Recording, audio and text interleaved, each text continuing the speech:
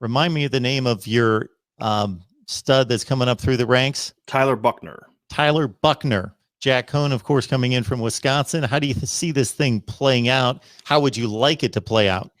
Well, I'd like it to play out. I'd like Jack Cohn to be the starter, and I'd like for them to try to find a role for Tyler Buchner to kind of work him in. Maybe it's not so much against Wisconsin or USC, but maybe against Toledo, against Purdue, against some of those programs where he gets a third or fourth series just to get him some opportunities. Maybe you make him a red zone quarterback like they did for Ian Book early in 2018.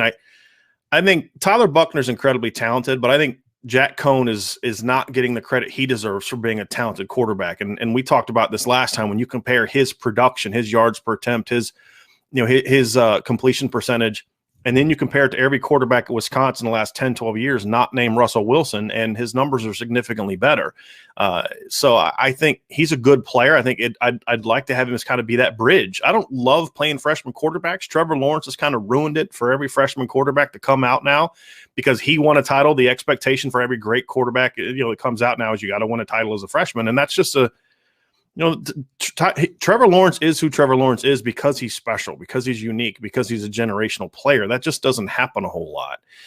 So I'd like to see Buchner get some time. And even beyond that, this is a young man that's played one season of high school football in the last 3 years. And he's going to step on the field at Notre Dame and be expected to run 70 snaps a game and lead Notre Dame to the promised land in year one.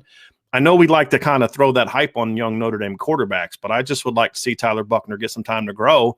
But part of that's going to be about Jack Cohn handling business and doing what he needs to do. And from what I've heard so far, the reviews have been very positive for him as a player and as a leader for Jack Cohn. So I do think he's going to be fine and take over that job. And hopefully he can play well enough to hold on to it.